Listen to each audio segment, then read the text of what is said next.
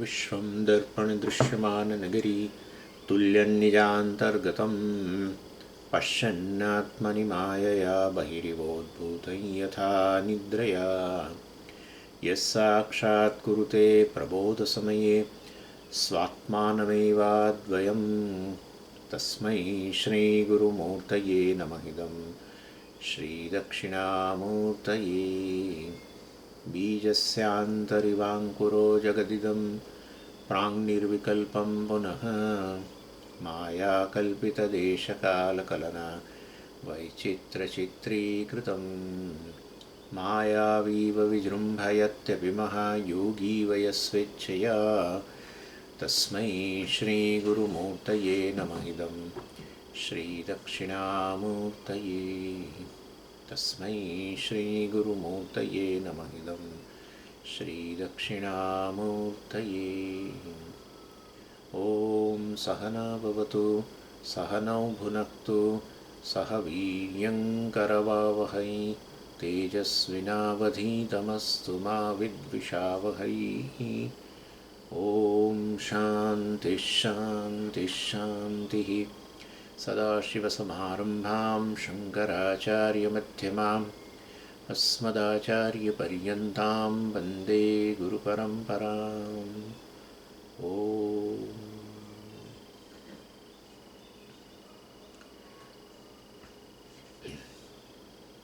સુરેશ્વરાચાર્યજી આ પૂર્વપક્ષીનો મત છે એનું ખંડન કરે છે.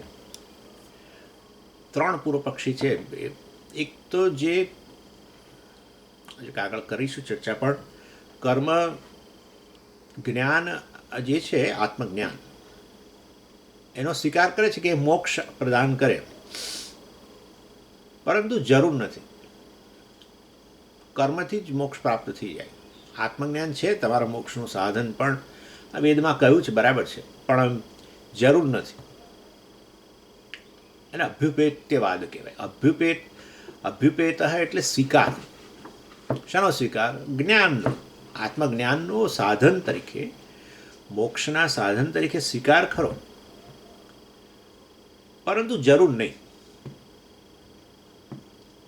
કર્મથી મોક્ષ મળી જાય. અને એનું મોડેલ એમણે બતાવ્યું બહુ સરસ, કેવી રીતે કર્મથી મોક્ષ મળી જાય. બાયપાસ, જેમ બરોડા બાયપાસ કરી નીકળી જઈએ આગળ, ભરૂચ બાયપાસ કરી દેવા.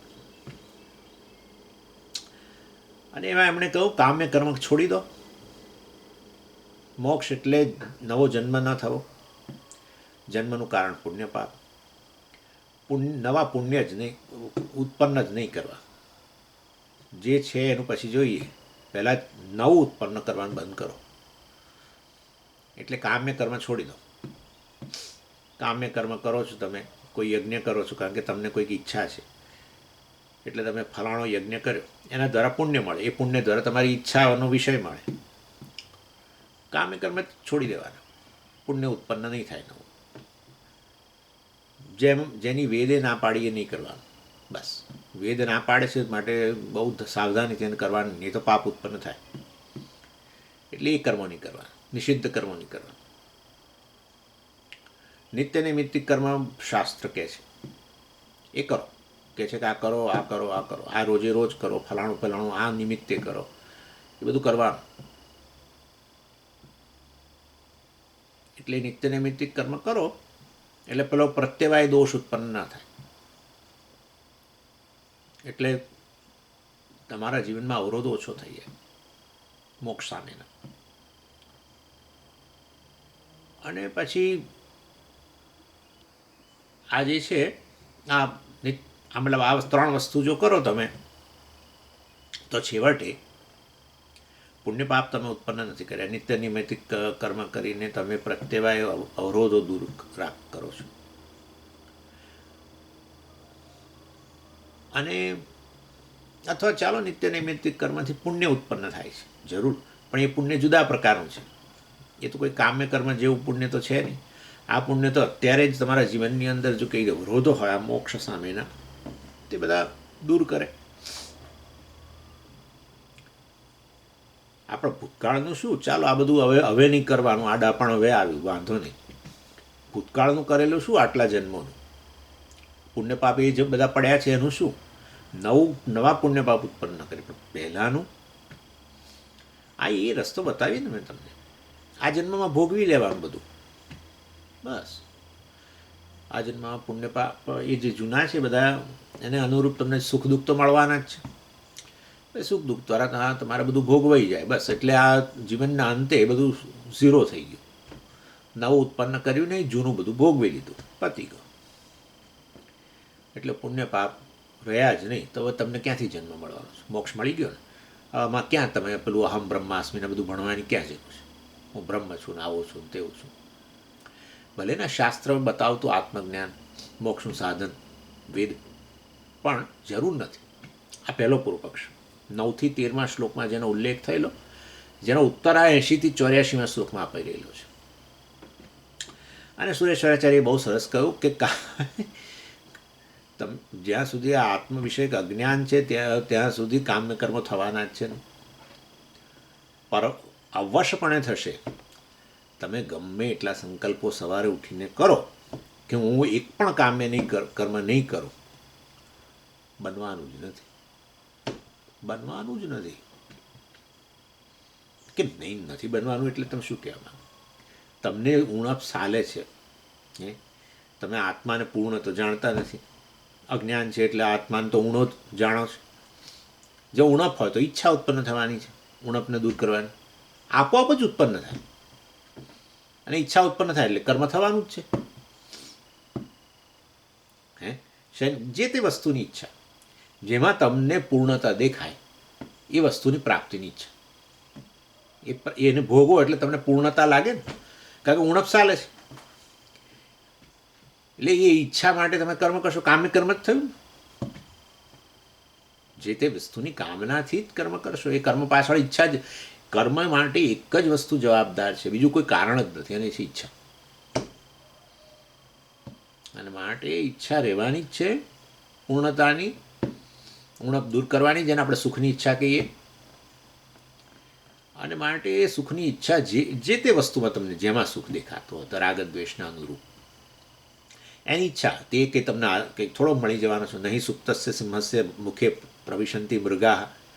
તમે આમ ઊંઘતા રહેશો અને તમારા મોંમાં આવીને પેલો સિંહ ઊંઘતો હોય અને એને બહુ ઈચ્છા હોય પેલા હરણને ખાવાની, પણ તેથી કંઈ થોડો એ ઊંઘતો રહે અને મોં ખુલ્લું હોય તો પેલું હરણ એના મોંમાં આવીને પડે. આવું તો કંઈ બનવાનું જ. દોડવું પડશે ને એની પાછળ. હા, ઈચ્છાને પૂરી કરવા માટે શું કરવું પડે? કર્મ. કામ્ય કર્મ જ થયું ને. એટલે આત્મ અજ્ઞાન હશે તો કામ્ય કર્મ થશે, થશે, થશે ને થશે જ. છૂટકો જ નથી. જો આત્મ અજ્ઞાન હોય, ઉણપ સાલતી હોય અને કામ્ય કર્મ ન કરીએ તો લાંબુ જીવી ન શકીએ. પતી ગયું. કારણ કે સુખ જ નથી મળતું. સુખ ક્યાંયથી ન મળે તો જીવન પૂરું થઈ ગયું. જે વ્યક્તિને થઈ ગયું છે કે મારા જીવનમાં હવે સુખ આવવાનું જ નથી, એ વ્યક્તિ તો આ જીવનને છોડવા જ માગે છે, આપઘાતે કરે. કામ્ય કર્મ વગર છૂટકો જ નથી. થવાના જ છે. અને નિષિદ્ધ કર્મે થવાના જ, કારણ કે અજ્ઞાન છે. અજ્ઞાનને કારણે ઇવન જે કર્મો કરો એની અંદર ભૂલો થવાની છે, કારણ કે બધી વસ્તુઓ ખબર નથી. અને એ તો રહેવાનું જ છે પરમેનન્ટ. કોઈ પણ સારું ખરાબ કર્મ તો બરાબર છે, જાણે કે પાપ ઉત્પન્ન કરે. સારું કર્મ કરો એમાંય ભૂલો થાય છે, એટલે તો પ્રાયશ્ચિત રાખ્યું છે છેલ્લે. અને માટે નિષિદ્ધ કર્મ પણ થશે. માટે આ તમારું મોડેલ કે કામ નહીં કરે. કામ્ય કર્મ ન કરો, નિષિદ્ધ કર્મ નહીં કરવાના, એટલે નવા પુણ્ય પાપ ઉત્પન્ન નહીં થાય ને, એ તમારું મોડેલ કંઈ કામ કરે એવું નથી. અને તમે પેલી ભૂતકાળના કર્મોની વાત કરતા હતા કે આ જન્મમાં બધું ભોગવી લો, એ શક્ય જ નથી. એક જ જન્મની અંદર કરોડો જન્મોના પુણ્ય પાપ કેવી રીતે ભોગવવા? આ તો હું કરોડો બોલું છું, કેટલા છે એ જ નથી ખબર. કેટલા છે એ જ નથી ખબર. કેટલા જન્મો ગયા, કારણ કે સર્જન જ કેટલા થયા છે, સૃષ્ટિ કેટલી થઈ છે એ જ નક્કી નથી. અને જેટલી સૃષ્ટિ થઈ એમાં આ બધા દેહ પ્રાપ્ત થયા ને કર્મ થયા ને મનુષ્ય જન્મ, મતલબ એટલીસ્ટ બીજા જન્મો તો બરાબર છે, મનુષ્ય જન્મે મળ્યા. કેટલીય વાર મનુષ્ય જન્મ મળે, એવું એ બને એક જ સૃષ્ટિની અંદર, એવું એ બને નહીં, એવું બને જ. અને મનુષ્ય જન્મ નવા કર્મો, ને પછી ફરી પાછો કે એ ગયો શરીર છૂટ્યું, વળી કંઈક બીજા ફરી આવ્યા પાછા, આમ તેમ સિંહના શરીરમાં જઈ આવ્યા, અને પેલા વાયરસના શરીરમાં જઈ આવ્યા, અને આનામાં શરીરમાં જઈ આવ્યા, વળી પાછા મનુષ્ય શરીરમાં આવ્યા, વળી પાછા કંઈક નવા જૂની કરી, અને વળી કેટલા છે એ જ નક્કી નથી. એ બધા તમે કહો છો આ એક જ જન્મમાં ભોગવાઈ જાય, આવું શાસ્ત્રમાં એમને કહ્યું હતું, બતાવો ચાલો. આવું આ બધી વસ્તુઓ જન્મ, પુનર્જન્મ, પૂર્વજન્મ, પુણ્ય, પાપ, આ બધાની અંદર કોઈ મનુષ્યને પાસે કોઈ સાધન જ નથી. એ બધી વસ્તુ વિશે વાત કરવાનું સાધન નથી. એના અસ્તિત્વ કે ના એનું અસ્તિત્વ નથી એના માટે પણ કોઈ સાધન નથી. માટે શાસ્ત્ર પ્રમાણ છે એમાં, તો શાસ્ત્ર બતાવો કરોડો જન્મના પુણ્ય પાપ આ જન્મમાં ભોગવાઈ જાય એવું બતાવો, ચાલો પ્રમાણ આપો. પ્રમાણ વગર વાત નહીં કરવાની. એટલે પછી એ વસ્તુ શક્ય નથી. અને પાછું એટલું જ નહીં, એ પણ આપણે જોયું હતું કે ખરેખર તો એ જે પ્રકારના પુણ્ય પાપ છે ભૂતકાળના, એ બધા મનુષ્ય શરીરમાં જ ભોગવાય એવા પ્રકારના નથી બધા. અમુક ભોગવવા માટે તમારે પાછો સારો જન્મ લેવો પડે એવા પુણ્ય હોય, અને એવા પાપ કર્મ હોય કે એને ભોગવવા માટે મનુષ્ય શરીર કામ ન કરે, બીજા શરીરો પણ. પણ તમે એવું કેવી રીતે કહી શકો કે બીજા જન્મોમાં જ અમુક પ્રકારના પાપ ભોગવાય અને બીજી યોનિઓમાં અમુક પ્રકારના પુણ્ય ભોગવાય? શા માટે ભગવાનની યોનિઓની રચના કરી છે એમ તમે અમને કહો. હા, કેટલીક પુણ્ય યોની છે, કેટલીક પાપ યોની છે, કેટલીક વચ્ચેની છે, મનુષ્ય વગેરે. પુણ્યેન પુણ્યમ ભવતી પાપેન પાપમ ઉભાભ્યામ એવ મનુષ્યલોક, શાસ્ત્ર જ કહે છે. પુણ્યેન પુણ્યમ, એવા પ્રકારના પુણ્યકર્મો છે કે એને ભોગવા માટે પુણ્ય યોની જોઈએ, એટલે દેવ યોની બધી. પાપેન પાપમ, એવા પાપ કર્મો છે જે મનુષ્ય શરીરથી ન ભોગવી શકો, અધમ, અત્યંત અધમ પ્રકારનું પાપ વગેરે હોય, એને ભોગવા માટે એવું પાપ શરીર જ લેવું પડે,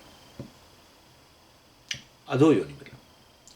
એટલે અનેક પુણ્ય પાપ બધા ભૂતકાળના, એ બધા મનુષ્ય શરીર, આ અત્યારેનું મનુષ્ય શરીરથી ભોગવાઈ જાય, એ વસ્તુ કોઈ રીતે કોમન સેન્સને પણ અનુરૂપ નથી.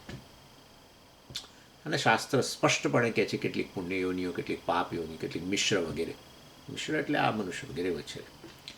અને માટે એ વસ્તુ શક્ય નથી. સારું સારું સારું સારું સારું તો બધા કર્મો આ જન્મમાં ન ભોગવી શકાય. તો બીજો રસ્તો છે આપણી પાસે. શું? નિત્ય નિમિત્તિક કર્મ કરીએ અને એના દ્વારા વાસ્તવની અંદર ભૂતકાળના બધા કર્મો ભોગવાઈ જાય. જરૂર નિત્ય નૈમિત્તિક કર્મ કરીએ અને સામાન્ય પ્રાયશ્ચિત કર્મ કહીએ, એના દ્વારા પેલું પુણ્ય જે ઉત્પન્ન થાય, સમજો કે ભૂતકાળનું કેટલું પાપ નાશ પામે, માની લઈએ. પરંતુ નિત્ય નૈમિત્તિક કર્મોથી ભૂતકાળના પુણ્યો કેવી રીતે નો નાશ કરવો? ભૂતકાળના પાપ કર્મોનો કદાચ થોડો, અને તે થોડો ગણો, પણ ચાલો ભૂતકાળના પુણ્ય પાપમાંથી પાપ કર્મનો નાશ અત્યારે નિત્ય નૈમિત્તિક કરીને પુણ્ય કર્મ છે, નિત્ય નૈમિત્તિક મેં કહ્યું પુણ્ય ઉત્પન્ન કરે, એ પેલા પાપનો નાશ કરે, માની લઈએ. એના માટે શાસ્ત્ર પ્રમાણ હોવું જોઈએ, પણ એ ચાલો એ તો પછી વાત. પણ અત્યારે તો એમને જ આર્ગ્યુમેન્ટ કરીએ છીએ. પણ ભૂતકાળના પુણ્યને કેવી રીતે પછી બધા એનો નાશ કરવો, એને કેવી રીતે એ કરવું? તો પછી વાસ્તવની અંદર એ વસ્તુ શક્ય નથી. અને માટે અનેક જન્મોના પુણ્ય પાપ છે, એક જન્મમાં ભોગવી ન શકાય. અને અત્યારે નિત્ય નૈમિત્તિક કર્મ કરીએ તો ભૂતકાળના કેટલાક પાપ કર્મોને જરૂર માની લઈએ છીએ કે એનો એ થઈ શકે, પરંતુ તો અને બધાએ પાપ કર્મનો નાશ ના થાય, ભૂતકાળના પુણ્યનો પણ કેવી રીતે નાશ ના થઈ શકે? અને આ બધી વસ્તુ માટે આપણે અત્યારે જે ચર્ચા કરીએ છીએ એ પૂર્વ પક્ષી, એના માટે પ્રમાણ જોઈશે. કારણ કે કર્મ કર્યું એ બહુ પ્રત્યક્ષ છે. હવે એમાં શું મોટી વસ્તુ છે? આ કર્મ કર્યું, આ ગયો, તે કર્યો, પેલું ફલાણો યજ્ઞ કર્યો, બધું લોકો જુએ છે. પણ એનાથી પુણ્ય પાપ ઉત્પન્ન થાય છે, ત્યાં પછી મનુષ્યનું કોઈ જ્ઞાનના સાધનો નથી, કોઈ જ્ઞાનના સાધનો, શાસ્ત્ર જ જોઈએ. માટે આપણે અત્યારે જે પુણ્ય પાપની ચર્ચા કરીએ છીએ એના માટે છેવટે આપણે શાસ્ત્ર પાસે જવું પડશે કે આ નિત્ય નૈમિત્તિક કર્મ કર્યું, ભૂતકાળનું પાપ નાશ પામે, આ કર્મ કર્યું, ફલાણું થઈ ગયું. એ બધું શાસ્ત્ર કહે તો જ આપણે એમને એમ બધા બધા મોડેલો ન ગોઠવી શકીએ. પ્રમાણ ભાવ.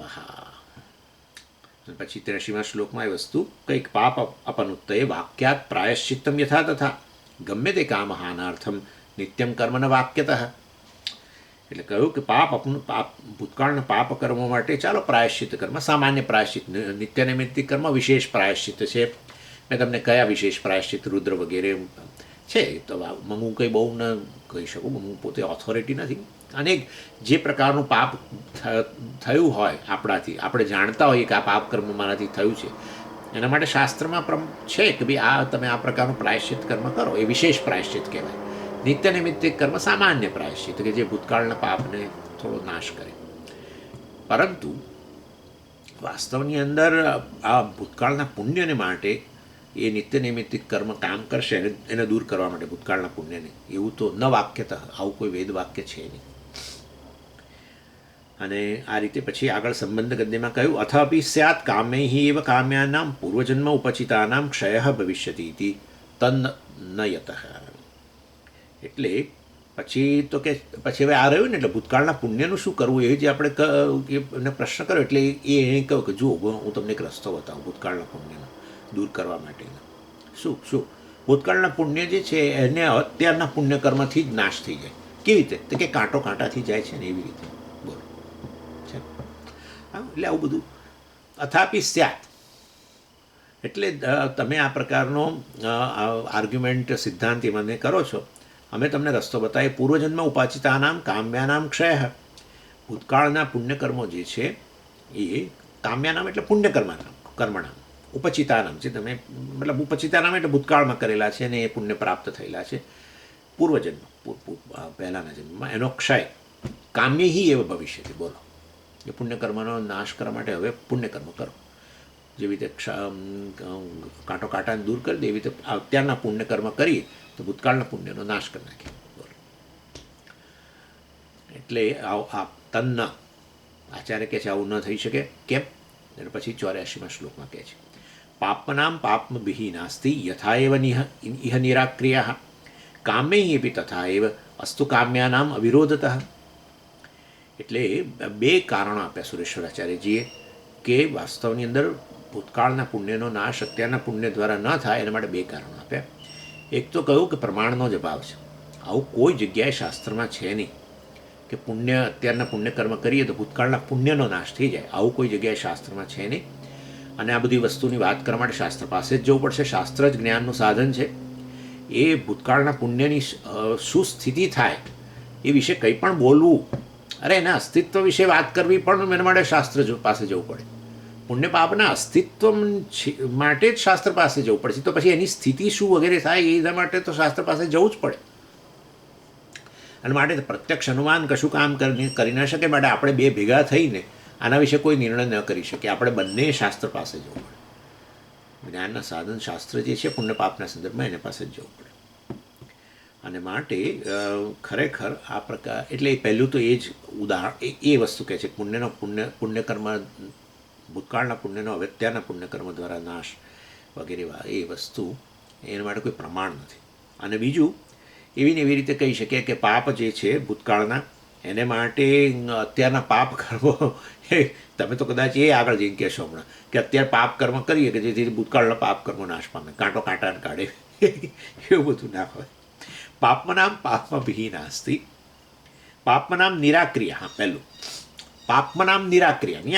નિરાક્રિયા એટલે નિરાકરણ, દૂર કરવા. પાપમનામ પાપ કર્મો. પાપમભિઃ ઇહ નાસ્તિ.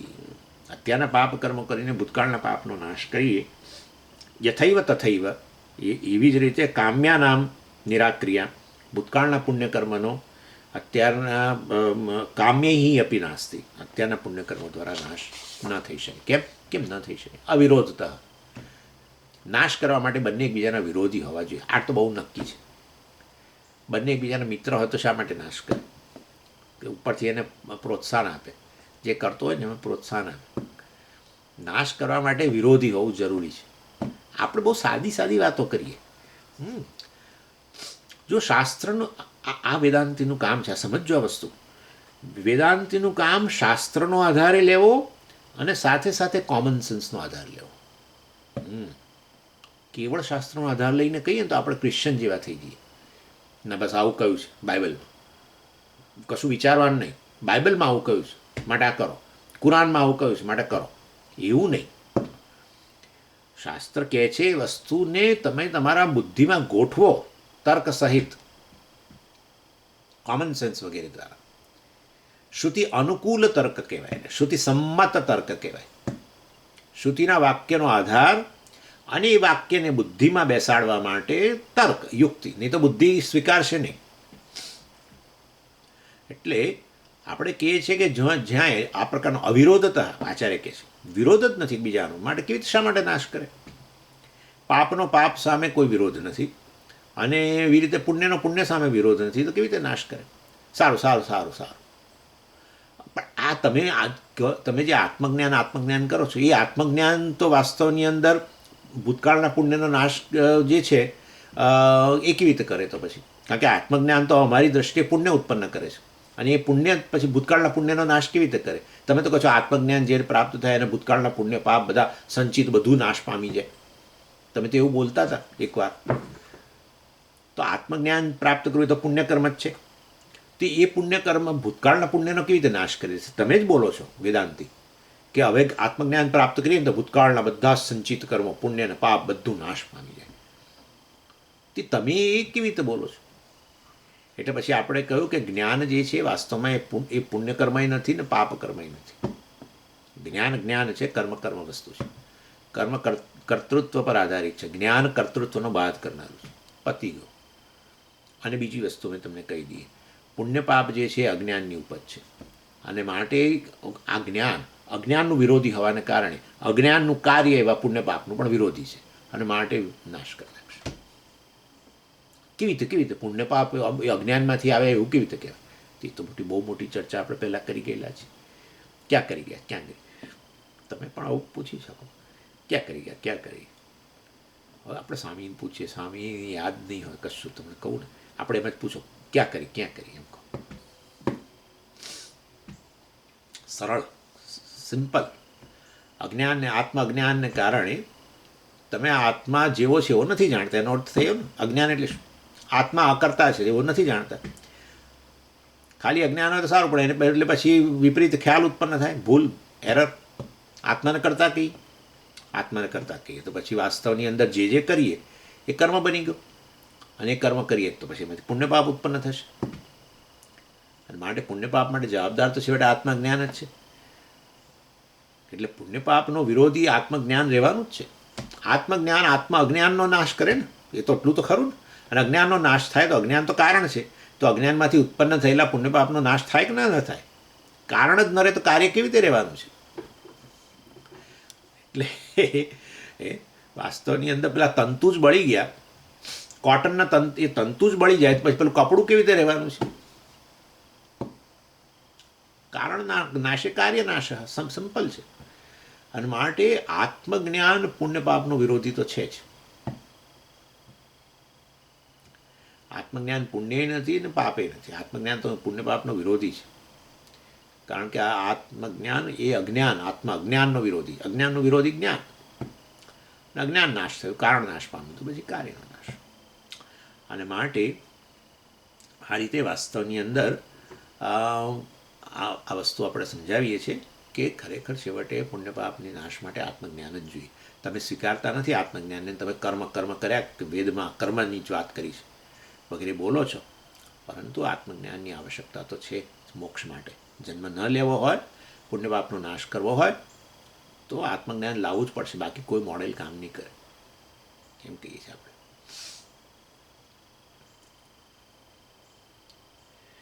એનીવે એટલે આ રીતે જ્ઞાન પુણ્યપાપનો વિરોધી છે જરૂર. અને આ બ્રહ્મસૂત્રમાં પેલું આપણે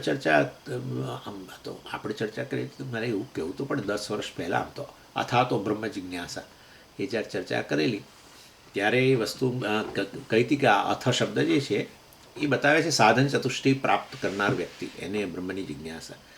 એટલે સાધન ચતુષ્ટય પ્રાપ્ત કરનાર વ્યક્તિ જે છે એટલે એની અંદર વૈરાગ્યની વાત કરેલી.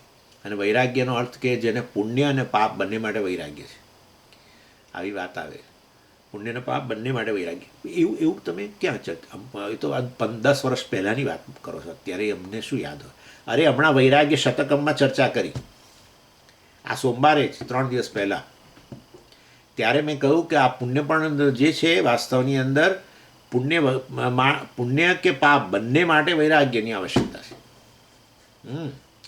એટલે ખરેખર વાસ્તવની અંદર વૈરાગ્યનો અર્થ જ એ છે કે તમને છેવટે આ પુણ્ય, કારણ કે પુણ્ય કર્મો દ્વારા પણ જે કામ્ય વિષય તમને પ્રાપ્ત થાય, તો એ તમે પુણ્ય કર્મ કરો છો એ બતાવે છે એની તમને ઈચ્છા છે, એનો અર્થ કે રાગ છે જે તે વસ્તુ માટે.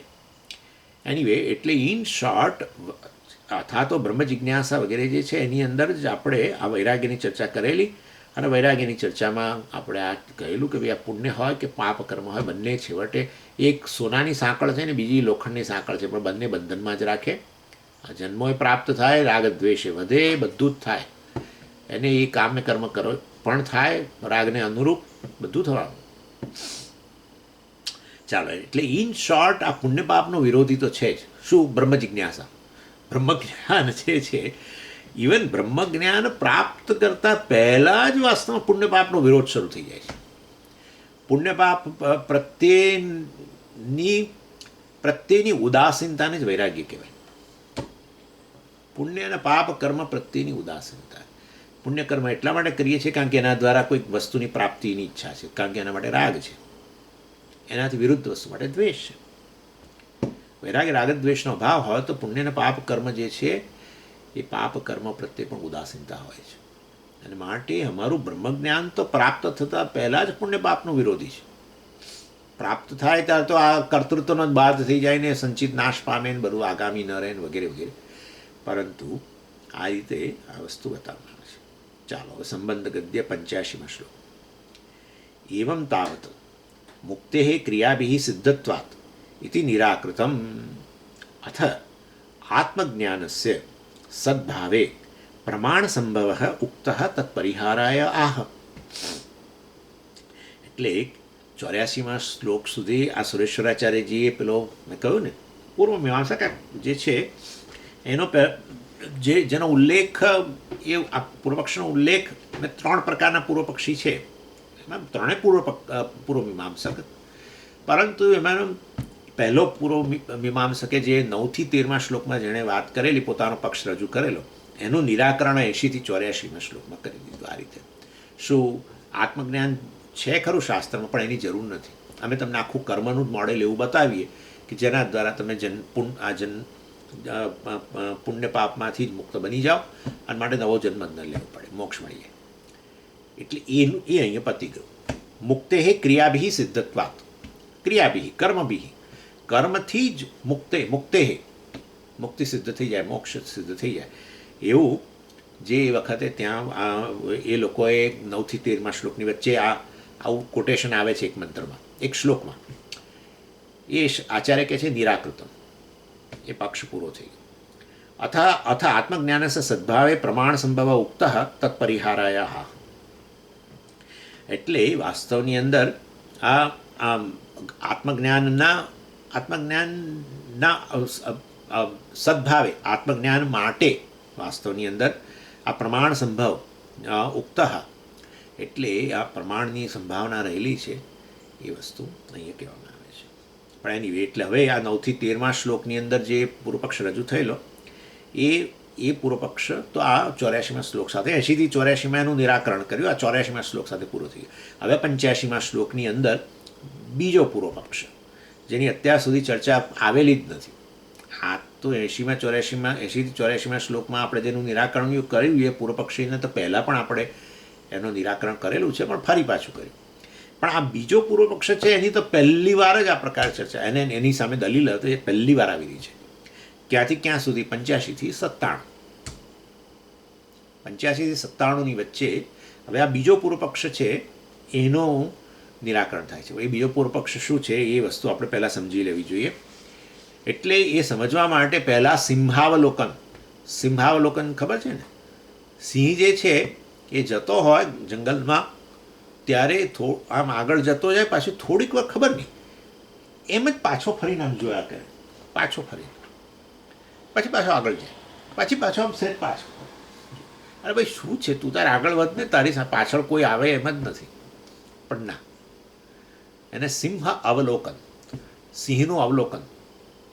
એવી રીતે આપણે અત્યારે બધા વેદાંત કેસરીઓ જે છે એ વેદાંત કેસરી એટલે વેદાંત ભણનારા બધા સિંહ કહેવાય. એ બધા સિંહો અત્યારે આપણે બધા આમ પાછા ફરીને હવે નજર કરીએ. એટલે શું, જે અત્યાર સુધી જોઈ ગયા એની સામે એક નજર કરીએ તો પછી આ બીજો પૂર્વ પક્ષ સમજાય કે આ બીજો પૂર્વ પક્ષ કયો છે. મેં તમને કહ્યું હતું 9 થી 13 શ્લોકની અંદર પહેલો પૂર્વ પક્ષ અભ્યુપેત્ય કર્મવાદ, જેનો અત્યારે આપણે 80 થી 84 શ્લોકમાં ફરી નિરાકરણ કર્યું. અને અભ્યુપેત્ય એટલે શું? સ્વીકાર કરવો. શેનો સ્વીકાર કરવો? આત્મજ્ઞાનનો. આત્મજ્ઞાનનો મોક્ષ માટે સ્વીકાર કરવો એમ નહીં. એટલે આત્મજ્ઞાન છે શાસ્ત્રમાં અને તમે કહો છો મોક્ષ આપે છે, ચાલો વાંધો નહીં, પણ ખરેખર જરૂર નથી મોક્ષ માટે. તો જે પૂર્વ પક્ષી બને ને, ના ના આત્મજ્ઞાનથી મોક્ષ મળતો હોય તો એ આપણા પક્ષમાં બેસી ગયો, તો પછી એ પૂર્વ પક્ષી ન રહ્યો ભાઈ. એટલે જે પૂર્વ પક્ષી એટલે શું? આપણી સામે પડેલો. એટલે એ કહે છે આત્મજ્ઞાન શાસ્ત્રમાં છે ને, એ મોક્ષ આપે છે, એ વાક્ય પણ હોય, બધું બરાબર છે, પણ જરૂર નથી. કર્મથી મોક્ષ મળી જાય એવું 9 થી 13 શ્લોકમાં કહેલું. નિષ્કર્મ સિદ્ધિના પહેલા જ અધ્યાય 14 થી 19ની અંદર બીજો પૂર્વ પક્ષ, અને એ છે અનભિપેત્ય કર્મવાદ. અનભિપેત્ય કર્મવાદી કે પૂર્વ પક્ષ, પૂર્વમીમાંસક. અનભિપેત્ય એટલે શું? એનો સ્વીકાર નહીં કરવો. શેનો? આત્મજ્ઞાન. શાસ્ત્રમાં આત્મજ્ઞાન મોક્ષ માટેનું સાધન એવું સ્વતંત્ર રીતે બધું ના ના ના ના ના. જ્ઞાનની વાત તો છે, પરંતુ એ તો કર્મનો અંગ રૂપે છે બધું. આત્મજ્ઞાનથી મોક્ષ મળે એવું બધું નહીં. આત્મજ્ઞાન તમે જે કે તમે આત્મજ્ઞાન નામે કહી રહ્યા છો, એ વસ્તુ તો કર્મના અંગ રૂપે છે, ગૌણ વસ્તુઓ. કર્મ જ મુખ્ય વસ્તુ છે. એટલે અમે આ આત્મજ્ઞાનનો સ્વીકાર નથી કરતા. શાસ્ત્રમાં આવું સ્વતંત્ર આત્મજ્ઞાનની ચર્ચા અને મોક્ષ માટેનું સાધન એવું અમે સ્વીકાર નથી કરતા. અનભિપેત્ય કહેવાય. અભિપેત્ય એટલે સ્વીકાર કરવો, અનભિપેત્ય એટલે સ્વીકાર નહીં કરવો. આ બીજો પૂર્વ પક્ષ છે. એની હવે પછી આપણે આ 85 થી 97માં આપણે એનું નિરાકરણ કરીશું. ચાલો, પછી ત્રીજો પૂર્વ પક્ષ આપણે 20 થી 22માં શ્લોકમાં જોયો હતો. 9 થી 13માં એક, 14 થી 19માં બીજો, અને પછી 20 થી 22માં ત્રીજો. ત્રીજો પૂર્વ પક્ષ શું હતો? જ્ઞાન કર્મ સમુચ્ચય. એટલે શું? જ્ઞાન કર્મ સમુચ્ચય, મોક્ષ માટે જ્ઞાન અને કર્મ બંને જોઈએ. સમજી ગયા? જ્ઞાન અને કર્મ બંનેની આવશ્યકતા છે. આત્મજ્ઞાને પ્રાપ્ત કરો મતલબ કે તમે તમારા ક્લાસ વગેરે ચાલે છે, બધા પંચદશી ફલાણું બધું, તો એ બધું ભરો, એ પણ ભરવું જોઈએ. અને પછી એ કલાકનો ક્લાસ પતી જાય પછી ઊભા થઈને તમારા નિત્ય નૈમિત્તિક કર્મો, ફરજો વગેરે બજાવો. એટલે બંને જો કરતા રહેશો જીવનમાં, એકલા બધી તમારી ફરજો તમારા કુટુંબ પ્રત્યેની છોડીને અને બસ આ હાથમાં પુસ્તક લઈને નિષ્કર્મ સિદ્ધિનું લઈને બેસી ગયા, અને ઇવન ફરજોની વાત આવી તો પણ તમે ઉદાસ રહ્યા, કશું કરવા તૈયાર નથી, અને કેવળ જ્ઞાન માટે આ રીતે ટેબલ ખુરશી પર ચા કોફી લઈને બેસી ગયા, તો મોક્ષ મળશે એ જો તમારી પેલી એ હોય તો એ શક્ય બનવાનું નથી. મોક્ષ માટે બંને જોઈએ. આ 1 કલાક તમારા સ્વામીનો ક્લાસ ભરો, પછી ઊભા થઈને કર્મ કરો, અને આ નિત્ય નૈમિત્તિક કર્મ કરો, તમારી ફરજો બજાવો. બસ આ બંને હોવું જોઈએ, તો તમારા જીવનમાં મોક્ષ થાય. આ ત્રીજો પૂર્વ પક્ષ. પછી 23 થી 53ની અંદર આપણે પહેલો પૂર્વ પક્ષ છે એનું નિરાકરણ કર્યું. મેં તમને કહ્યું 80 થી 84માં ફરી કર્યું આપણે, પરંતુ પહેલાં આપણે 23 થી 53ની અંદર પહેલો પૂર્વ પક્ષ જે છે, જેણે સ્વીકાર કરેલો આત્મજ્ઞાનનો મોક્ષ માટે, પરંતુ એણે કહ્યું હતું કે જરૂર નથી, અમે તમને કર્મનું જ મોડેલ બતાવીએ, એ કર્મના મોડેલથી મોક્ષ મળી જાય, નવો જન્મ ન લેવો પડે. એ પહેલાં આવેલી ચર્ચા 23 થી 53ની અંદર 80 થી 84માં આપણે ફરી એનું નિરાકરણ કર્યું આચાર્યએ. પછી 54 થી 79માં શ્લોકની અંદર આપણે ત્રીજા પૂર્વ પક્ષનું નિરાકરણ કર્યું, જ્ઞાન કર્મ સમુચ્ચય. મોક્ષ માટે જ્ઞાન પણ પ્રાપ્ત કરવું જોઈએ ને આપણે આપણા જીવનની ફરજો બજાવવી જોઈએ. આ બંને વસ્તુઓનો સમન્વય કરો તો જ મોક્ષ મળે, એવું કહેનારનો આપણે નિરાકરણ કર્યું 54 થી 79માં શ્લોકની અંદર. અને વળી પાછું 80 થી 84માં ફરી પહેલો પૂર્વ પક્ષ છે એનું નિરાકરણ કર્યું. આ રીતે આ બીજો પૂર્વ પક્ષ જે છે, જે વાસ્તવમાં આત્મજ્ઞાનનો સ્વીકાર નથી કરતો, મોક્ષના સાધન રૂપે શાસ્ત્રમાં આત્મજ્ઞાન રહેલું છે, મોક્ષના સાધન રૂપે સ્વતંત્ર રીતે એ જે સ્વીકાર નથી કરતો, અને એ કહેવાતા આત્મજ્ઞાનને વાસ્તવમાં એ કહે છે તો આ કર્મનું જ અંગ છે, ગૌણ છે, એવું જે કહે છે, એનું હજુ સુધી નિરાકરણ થયું નથી.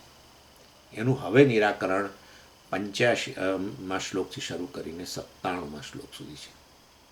હાશ, આનું નામ સિંહાવલોકન. પાછળ ગયા આપણે એને જોયું, કારણ કે બધા શ્લોકો તો થઈ ગયેલા છે ને. હા, એટલે આ બધા જે શ્લોકો થઈ ગયા છે એને આમ સહેજ જ નજર કરવાની. બહુ પાછી લાંબી નજર કરો તો પહેલા શ્લોકથી શરૂ કરવું પડે પાછું. હા, તો પાછળ જ નજર રહે, આગળ વધીએ જ નહીં. પછી ખાલી એક જ સહેજ નજર કરીને હવે પછી આગળ જઈએ. એટલે આ કહેવા પાછળનો આશય, આ બીજો પૂર્વ પક્ષનું નિરાકરણ પહેલી વાર થઈ રહ્યું છે. That's it. કયો? અનભિપ્રેત્ય કર્મવાદી. એ કહે છે કર્મથી જ મોક્ષ મળે, આત્મજ્ઞાન કશું ન કરી શકે.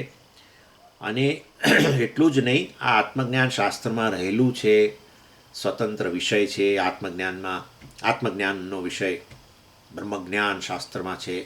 આવું બધું કશું છે નહીં. એટલે આ તો પહેલાં કરતાં આગળ વધી ગયું, પહેલાં કરતાં.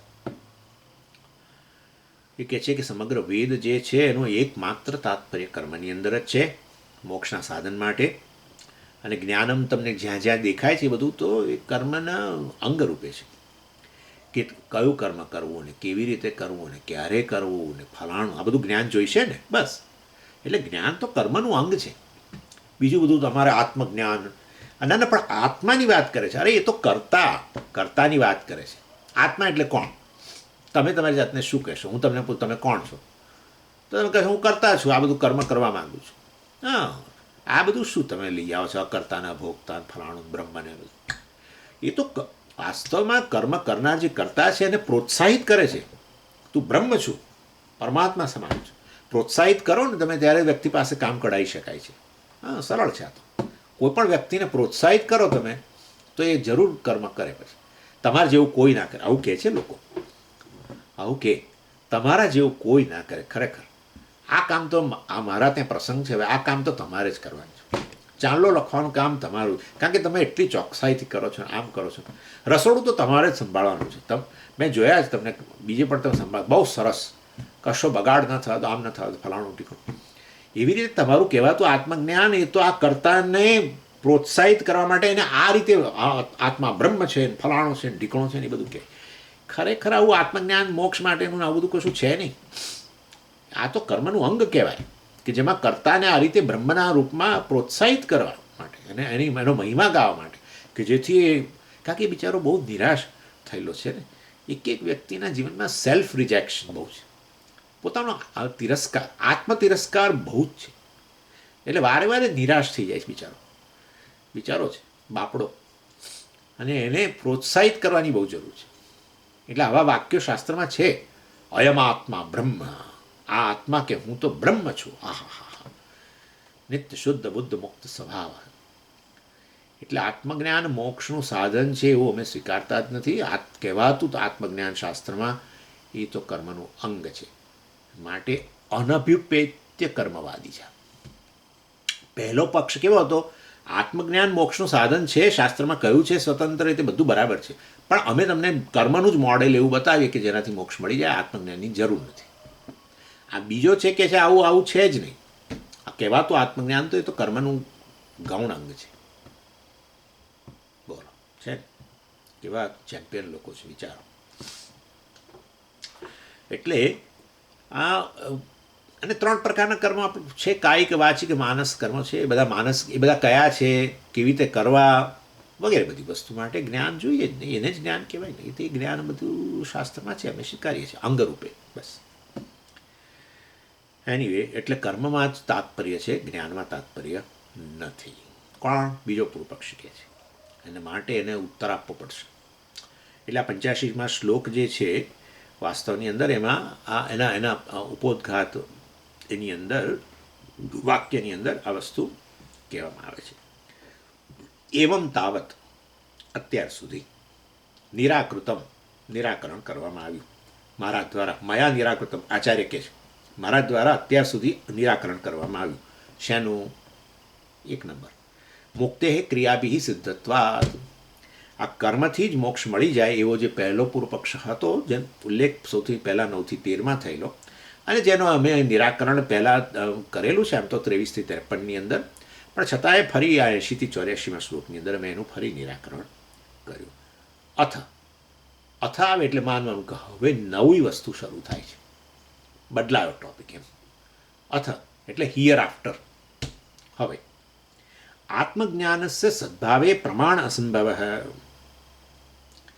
આત્મજ્ઞાનના સંદર્ભની અંદર સદ્ભાવે પ્રમાણ એટલે આત્મજ્ઞાન માટે શાસ્ત્રમાં કોઈક કહેવામાં આવેલી છે એ વસ્તુ, એ વસ્તુ એવું છે નહીં. અસંભવ એટલે એબ્સન્સ, એવું નથી, ગેરહાજર છે. શું? પ્રમાણ. પ્રમાણ એટલે જ્ઞાનનું સાધન. પ્રમાણ કોનું? પણ આત્મજ્ઞાન.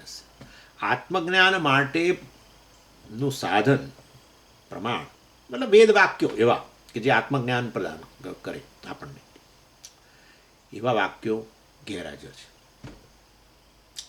ઉક્ત, અને આવું જે કહે છે વ્યક્તિ, એટલે એ તત્પરિહારાય, એટલે વાસ્તવની અંદર આવું કહેનાર વ્યક્તિ જે છે એનું તત્પરિહારાય, એનું નિરાકરણ કરવા માટે, અથવા એના પક્ષનું નિરાકરણ કરવા માટે, એટલે કે આ બીજો પૂર્વ પક્ષ છે એનું નિરાકરણ કરવા માટે, જેને અનભિપ્રેત્ય કર્મવાદી કહીએ છીએ, એનું નિરાકરણ કરવા માટે આહ, હવે અમે તમને કશું કહીએ છીએ 85મા શ્લોકમાં. શ્રુતય સ્મૃતિભિઃ સાકમ આનંત્યાત્કર્કામિનામ ઇહ વિદધતિ ઉરુ યત્નેન કર્માતઃ બહુકામદમ.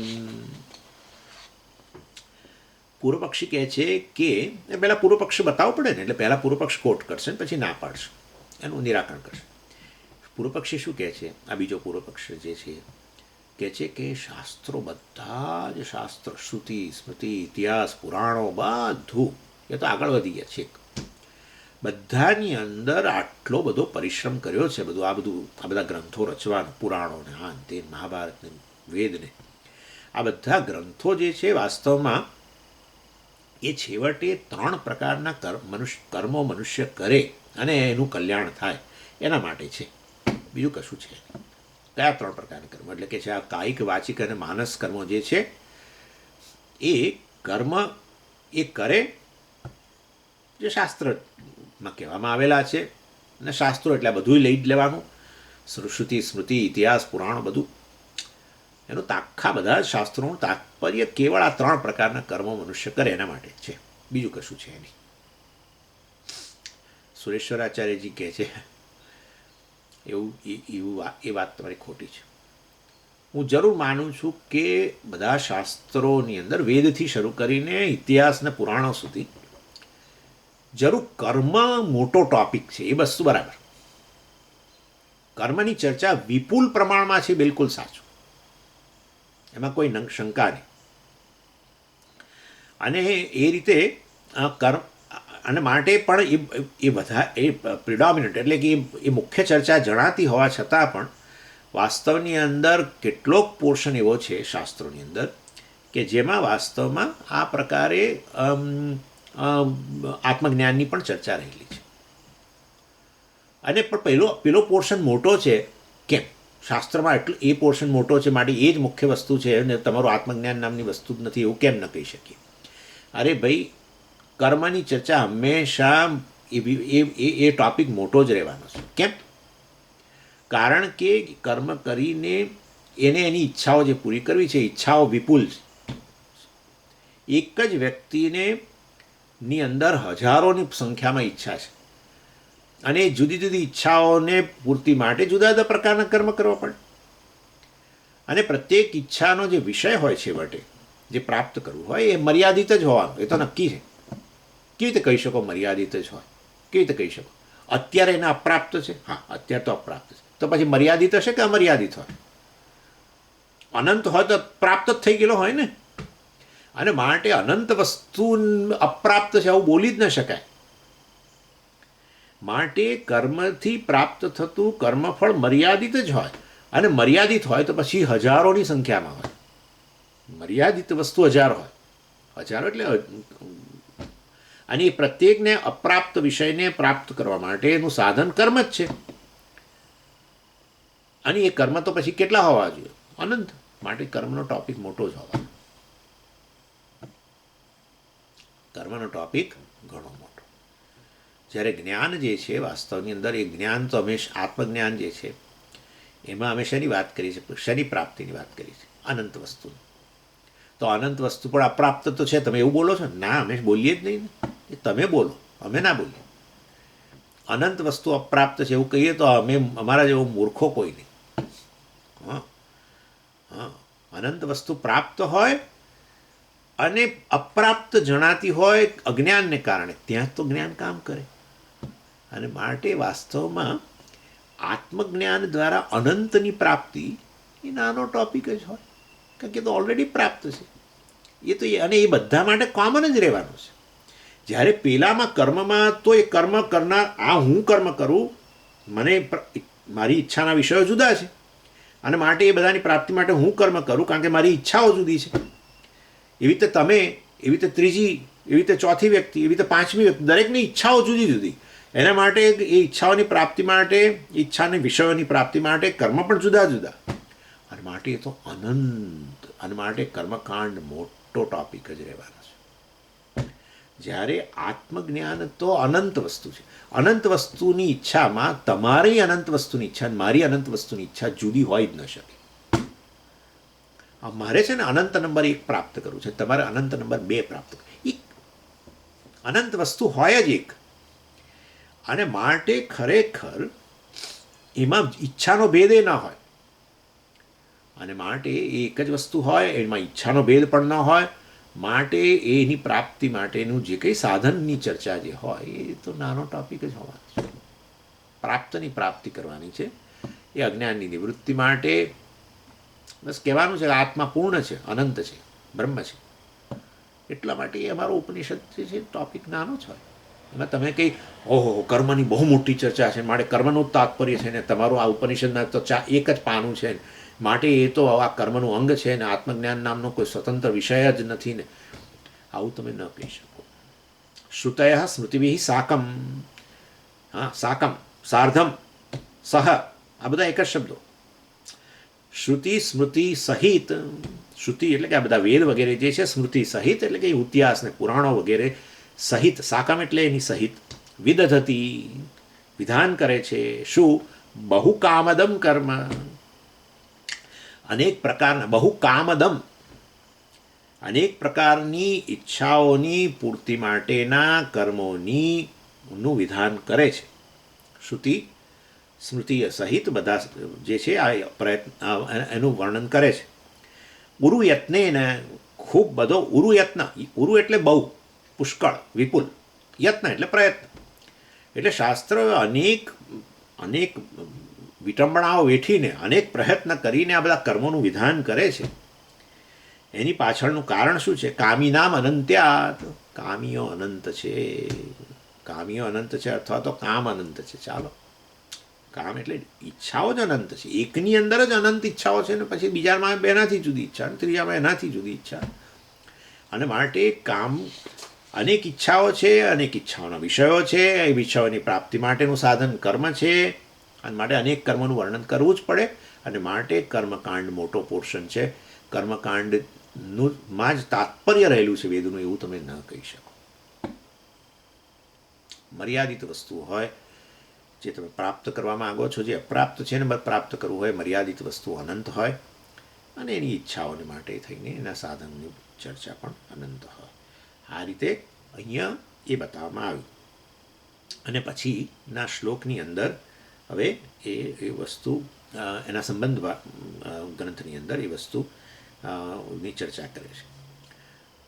શું કહે છે જુઓ, 86મા શ્લોકનો સંબંધ ગદ્ય. ન ચ બાહુલ્યમ પ્રામાણ્યે કારણભાવમ પ્રતિપદ્યતે અત આહ. સરળ આટલો અર્થ છે એનો કે બાહુલ્યમ પ્રામાણ્ય કારણભાવમ ન પ્રતિપદ્યતે. બાહુલ્યમ, ક્વોન્ટિટી મોટી હોય તેથી એ તાત્પર્ય છે, આવો કોઈ નિયમ નથી, આવો કોઈ નિયમ નથી. વસ્તુ બહુ સાચી છે. જોઈએ આપણે, પૂર્વ પક્ષી કહે છે કે, એટલે પહેલાં પૂર્વ પક્ષી જે કહે છે પછી આપણે એનું નિરાકરણ. એટલે કે તમે વેદની અંદર નજર કરો તો તમને જ્યાં ને ત્યાં બધે કર્મની જ ચર્ચા જોવા મળે છે. કોઈ જગ્યાએ ક્યાં આત્મજ્ઞાન રહેલું છે તપાસ કરવી હોય વેદની અંદર તો તમારે દમ નીકળી જાય. 3 કલાક 4 કલાક પાના ફેરવ્યા કરો તોય તમને ક્યાં આત્મજ્ઞાનની ચર્ચા, કોઈ મંત્રો દેખાય નહીં. અને તમે શું આત્મજ્ઞાન કર્યા કરો છો.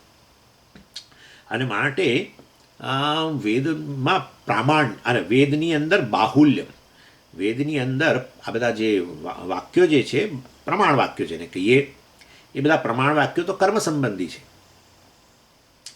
અને માટે આત્મજ્ઞાન તો ગૌણ વસ્તુ છે, એ તો આ કર્મના અંગ રૂપે રહેલું છે, એમનું બાહુલ્ય રહેલું નથી. જ્યારે કર્મનું પ્રમાણ બાહુલ્ય કહેવાય ને, કારણ કે વેદ પ્રમાણ છે. અને એ પ્રમાણ એટલે કે બધા વાક્યો, વેદ પ્રમાણ, વેદ વાક્યો જે છે એમનો વિષય તમે તપાસતા જાઓ પહેલા પાનાથી તો તમને જોવા મળશે કે એ બધો કર્મની જ ચર્ચા છે.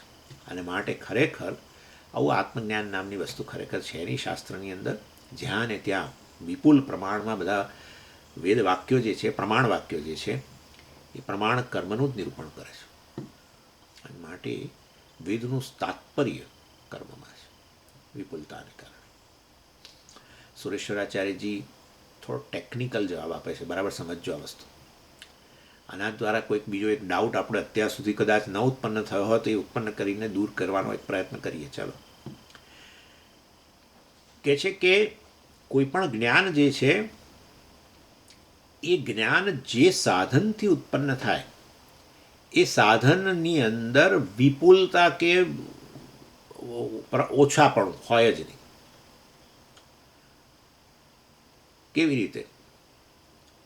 તમે અત્યારે એમને કહ્યું કે કર્મની ચર્ચા છે ને એના માટે બધા વેદ વાક્યો પ્રમાણ છે. વેદ વાક્યો બધા વિપુલ પ્રમાણની અંદર કર્મની જ વાત કરે છે, માટે કર્મ જ તાત્પર્ય છે, એવું તમે જે કહ્યું. અમે તમને કહીએ છીએ કોઈ પણ જ્ઞાનની અંદર આ પ્રમાણ વાક્યો દ્વારા તમે કર્મનું ના તાત્પર્યનું જ્ઞાન થયું ને, એમ તમે કહો છો ને, તો કોઈ પણ જ્ઞાનની અંદર વાસ્તવની અંદર એ જ્ઞાન જેનાથી ઉત્પન્ન થાય એવું જ્ઞાનનું સાધન પ્રમાણની અંદર વધતા ઓછાપણું ના હોય. હું તમને સમજાવું છું, બહુ સરળ વસ્તુ છે. કોઈ પણ જ્ઞાન માટેનું જે સાધન હોય એ સાધન એ જ સાધન એ જ્ઞાન પ્રદાન કરી શકે. અને માટે એક સાધન વધારે પ્રમાણમાં એ જ્ઞાન આપે, બીજું સાધન ઓછા પ્રમાણમાં જ્ઞાન આપે, આવું કશું હોય જ નહીં. એટલે પ્રત્યેક જ્ઞાનના સાધન માટે એક ક્ષેત્ર હોય, એ ક્ષેત્રમાં જ એ કામ કરે. એની અંદર બીજું જ્ઞાનનું સાધન ઓછા પ્રમાણમાં વધતા પ્રમાણમાં એ જ્ઞાન પ્રદાન કરે, આવું બધું ન હોય. એટલે બીજા પ્રમાણો જે છે જ્ઞાનના સાધનો છે એને આ ક્ષેત્રમાં કામ જ ન કરતા હોય તેમાં વધતા ઓછાપણું આવે જ કેવી રીતે? અને માટે અને એના સંદર્ભની અંદર આપણે એક ઉદાહરણ લઈએ, અને એ છે આપણી જ્ઞાનેન્દ્રિયો, જ્ઞાનના સાધનો, ઇન્દ્રિયો પ્રમાણ જ કહેવાય. એ પણ દાખલા તરીકે આ જ્ઞાન અત્યારે મને તમારું જ્ઞાન થઈ રહ્યું છે, મતલબ તમારો રૂપરંગનું એનું મને જ્ઞાન થઈ રહ્યું છે.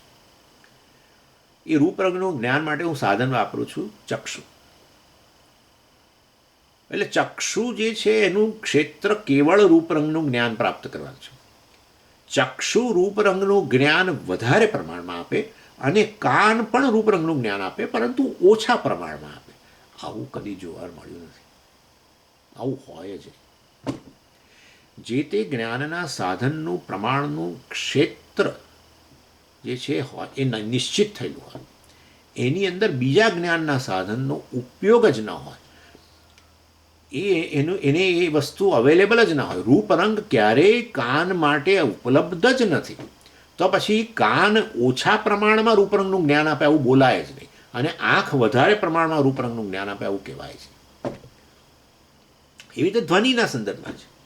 મારા શબ્દો અત્યારે તમે સાંભળો છો એની અંદર સ્વામીજી આંખ પણ તમારા શબ્દો સંભળાવે છે, પરંતુ જરા એ ઓછા પ્રમાણમાં સંભળાવે છે. એનાથી ઓછું જ્ઞાન થાય છે આ તમારા શબ્દોનું આંખથી, પરંતુ કાનથી અમને તમારા શબ્દોનું વધારે જ્ઞાન થાય છે. આવું આવું કદી હોય નહીં. આ વાત જ હાસ્યાસ્પદ છે. એટલે વાસ્તવની અંદર ધ્વનિ માટે, શબ્દ માટે કેવળ અને કેવળ એક જ જ્ઞાનનું સાધન છે, અને એ છે કર્ણ, શ્રોત્ર. એટલે વાસ્તવની અંદર બીજી ઇન્દ્રિયો જે છે એને વધારે પ્રમાણમાં, ઓછા પ્રમાણમાં એવી રીતે જ્ઞાન પ્રદાન ન કરી શકે, અને વધારે વેલિડેટ કરે, ઇનવેલિડેટ કરે, આવું પ્રકારનું હોય નહીં. એનીવે, એટલે પંચ જ્ઞાનેન્દ્રિયોથી, હવે સમજો, હવે એક જે ટૉપિક ચર્ચાવાનો છે એ વસ્તુ તમે કલ્પના નહીં કરી હોય, મેં જ નથી કરી કે આવો પ્રશ્ન કરી શકે. અત્યાર સુધી મેં પણ એ વસ્તુ પર વિચાર નથી કર્યો ખરેખર. એક વસ્તુ તમે લો, દાખલા તરીકે આ પુસ્તક છે, બરાબર? આ પુસ્તક વિશે હું, કારણ કે જે ચર્ચા કરવા જઈ રહ્યો છું એ વસ્તુને સમજવા માટે આ સમજવું જરૂરી છે. આ પુસ્તકનું જ્ઞાન થાય છે. હવે પુસ્તકનું જ્ઞાન આંખથી જ થાય છે એવું ન બોલાય. આંખથી પુસ્તકના રૂપરંગનું જ્ઞાન થાય છે એમ કહેવાય. મારી હાથ જે છે, મારી સ્પર્શેન્દ્રિય જે છે, એનાથી પુસ્તકના સ્પર્શનું, કઠણ છે, ફલાણું છે, ઢીકણું છે, એ પ્રકારનું જ્ઞાન થાય છે. પુસ્તક પ્રમાણમાં અત્યારે શીતળ છે વગેરે, એ પ્રકારનું જ્ઞાન થાય છે.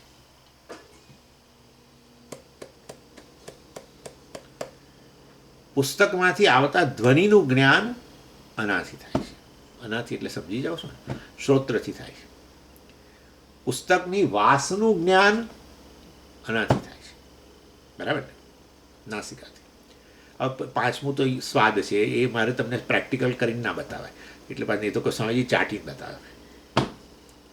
ઇન શોર્ટ, પુસ્તકના વિવિધ પાસાઓનું જ્ઞાન, પુસ્તકનું જ્ઞાન એક ઇન્દ્રિયથી નહીં, બીજી ઇન્દ્રિયથી થાય છે, આવું કોઈ કે કહ્યું. પુસ્તકનું જ્ઞાન આંખથી નહીં, પુસ્તકનું જ્ઞાન નાસિકાથી થાય છે, અને પુસ્તકનું જ્ઞાન સ્પર્શેન્દ્રિયથી થાય છે, અને પુસ્તકનું જ્ઞાન કર્ણેન્દ્રિયથી થાય છે ને. માટે તમે એક જ જ્ઞાનના સાધનથી પુસ્તકનું જ્ઞાન થાય છે એવું ન કહી શકો. જરૂર, પણ એ પુસ્તકનું જ્ઞાનના વિવિધ પાસાઓનું જ્ઞાન વિવિધ પ્રમાણોથી જ થાય. અને એમાં એ જે જ્ઞાનના સાધનથી જે પાસા, પુસ્તકના જે પાસાનું જ્ઞાન થાય, એ પાસાનું જ્ઞાન બીજા જ્ઞાનના સાધનથી ના થાય. આ સમજી લેજો બરાબર. એટલે પુસ્તકના જ્ઞાન થાય છે એના માટે કેવળ આંખ નહીં. દાખલા તરીકે કોઈ અંધ વ્યક્તિ હોય અને પુસ્તકનું જ્ઞાન નથી થતું, તમે શું કહેવા માગો છો? આવું મને પૂછ્યું હતું એક જણે અહીંયા. બહુ ઇન્ટેલિજન્ટ પર્સન કહેવાય, બહુ બુદ્ધિમાન વ્યક્તિ. પુસ્તકનું જ્ઞાન આંખથી થાય છે, અને માટે આંખ જ પુસ્તકના જ્ઞાન માટેનું સાધન છે, પ્રમાણ છે. માં બીજા કોઈ જ્ઞાનના સાધનનો ઉપયોગ નથી. એમ એ વસ્તુ ખોટી છે સ્વામીજી. અંધ વ્યક્તિને પુસ્તકનું જ્ઞાન થાય કે ન થાય? એટલે આ પુસ્તક છે એ પ્રકારનું જ્ઞાન. મેં કહ્યું જરૂર થાય ને, પરંતુ પુસ્તકના જુદા પાસાનું જ્ઞાન થાય. દાખલા તરીકે અંધ વ્યક્તિ હાથ ફેરવે તો એને પુસ્તકનું જ્ઞાન થાય, પરંતુ પુસ્તકના કદાચ આકારનું જ્ઞાન થાય, પણ પુસ્તકના રૂપનું જ્ઞાન એ અંધ વ્યક્તિ ન થાય. પુસ્તકના સ્વાદનું જ્ઞાન, ચાલો ગંધનું જ્ઞાન, પુસ્તકના ગંધનું જ્ઞાન જે છે એ નાસિકાથી જ થાય.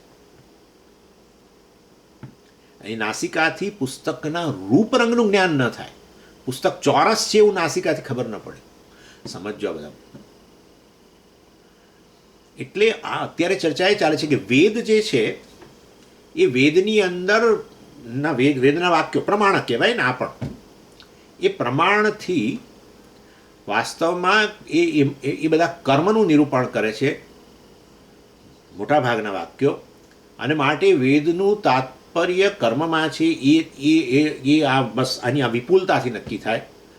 અને બીજા વેદના વાક્યો છે આત્મજ્ઞાન વિશે થોડા ઘણા જ વાક્યો છે, અને માટે એ વાક્યો ઓછા પ્રમાણમાં હોવાને કારણે, એ પ્રમાણ વાક્યો ઓછા પ્રમાણમાં હોવાને કારણે આત્મજ્ઞાન નામની વસ્તુ જ નથી, અથવા આત્મજ્ઞાન હોય તોય એ તો અંગ જ છે ને, એ કોઈ મોક્ષ માટેના વાક્યો જ નથી, વગેરે વગેરે તમે જે બોલો છો. એના માટે અમે તમને આ વસ્તુ ઉદાહરણ તરીકે આપીએ છીએ કે જે તે વસ્તુનું જ્ઞાન જે થતું હોય છે એના માટે વાસ્તવમાં પ્રમાણ જ જવાબદાર છે, અને પ્રમાણનું એક વિશેષ ક્ષેત્ર હોય છે. એ વિશેષ ક્ષેત્ર દ્વારા વાસ્તવની અંદર એનું જ્ઞાન થતું હોય છે. એટલે એમાં તમે વધારે ઓછું ના લાવી શકો, એમ મારું કહેવાનું છે.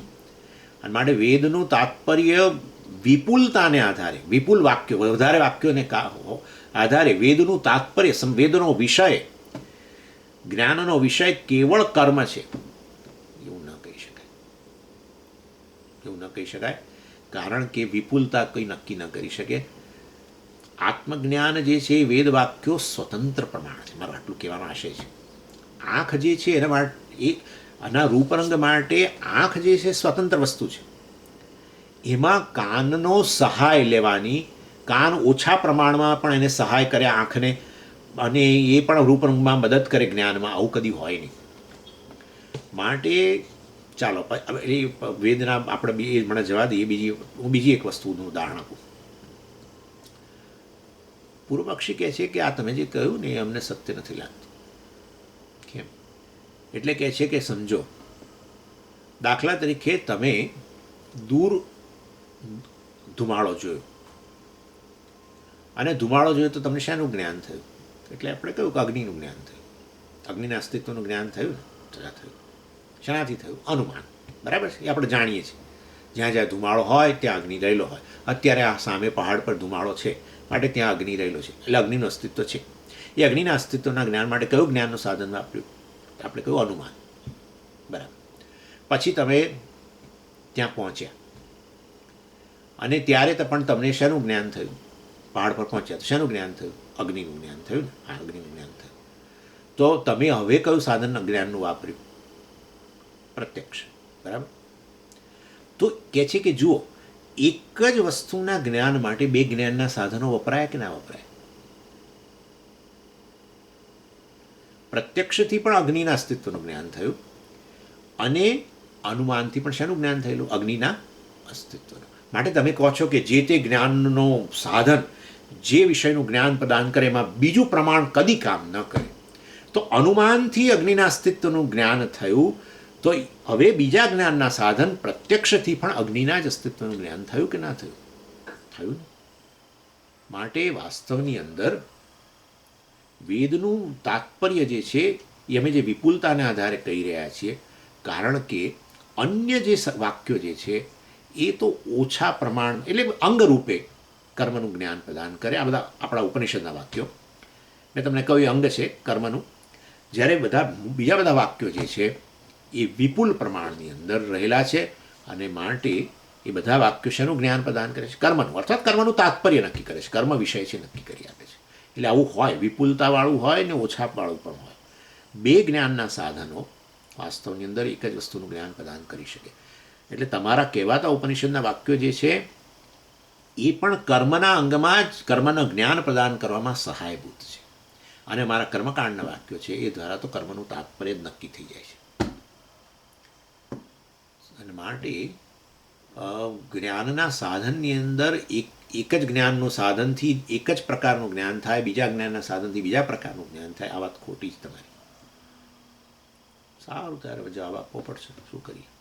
આવતા ગુરુવારે આપણે આપવું પડશે ને. ઓમ પૂર્ણમદ પૂર્ણમિદમ પૂર્ણાત પૂર્ણમુદચ્યતે પૂર્ણસ્ય પૂર્ણમાદાય પૂર્ણમેવાવશિષ્યતે. ઓમ શાંતિ શાંતિ શાંતિ.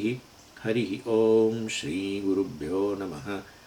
હરિ ઓમ.